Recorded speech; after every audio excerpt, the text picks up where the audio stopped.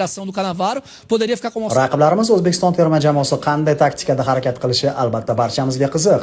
Cannavaro integratsiyasiga qaraydigan bo'lsak, jamoa asosan 3-2-5, ya'ni hujumkor beshlik sifatida harakat qilmoqda.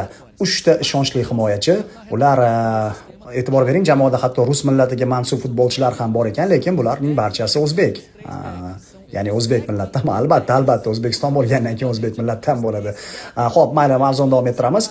Mustahkam himoya bog'lamligi ikki qanot orqali asosan Abbosbek Fayzullayev va Oston O'runov orqali hujumlar tashkil etiladi va bog'lanma, ya'ni hujumdagi nuqta Eldor Shomurodovga qarab boradi. Shomurodovni agar yaxshilab qo'riqlasak, jamoaning yagona hujumchisi sifatida bu taktik ko'rinishda albatta qog'ozlarda unga ortdan Odilbek Hamrobekov va hamda Otabek Shukurovning uzun paslari orqali jamoa hujumlari asosan tashkil etiladi. Shuningdek, Oston O'runov va Abbosbek Fayzullayevning reytlaridan ham o'ta ehtiyot bo'lishimiz kerak. Himoyaga keladigan bo'lsak, Abduqodir Husanovning Kanada bilan o'yinda o'ng qanotda harakat qilgani bejiz emas. Ular yaqqol Kolumbiya terma jamoasiga tayyorgarlik ko'rishmoqda.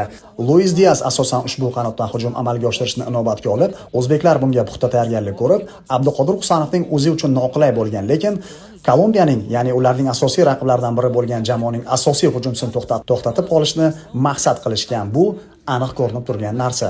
Jamoaning asosiy darvozaboni baribir O'tkir Yusupov bo'lsa kerak, chunki saralashda asosan u turgan edi. Lekin so'nggi uchrashuvda jamoani Ne'matov qo'riqladi, ya'ni men darvozabonni nazarda tutyapman. O'zbekistonning ojiz taraflarini e'tirof etadigan bo'lsam, jamoa bosim ostida qolganda u bosimni yengib o'tishi juda ham katta muammoga aylanayotganini ko'rdik. O'zbeklarga agar kuchli pressing ko'rsatsa, o'z-o'zidan himoyada bo'sh zonalar paydo bo'lmoqda va mana shundan unumli foydalanib, biz ularni dog'da qoldirsak bo'ladi. O'zbekiston terma jamoasi so'nggi 1 yilda 3 ta murabbiy o'zgardi, lekin Katanets, Kapadze va Cannavaroning falsafasiga qaraydigan bo'lsak, jamoa taktikasi deyarli katta o'zgarishlarga duch kelmagan. Shunday ekan, o'zbeklarda baribir B plan borligiga ishonaman, chunki ular bitta taktika bilan barcha o'yinlarda maydonga tushmaydi. Bu hammaga birdek tushunarli. Yarim himoyada va markazda bog'lamlik juda ham kam. Go'yoki jamoalar bir-birini tushunmasdan o'ynayotgandek xayol hosil qiladi, lekin hujum juda ham o'tkir. Himoya esa eng kuchli. Himoya esa O'zbekistonning eng kuchli nuqtasi. Har holda bugungi kunda shunday ko'rinmoqda.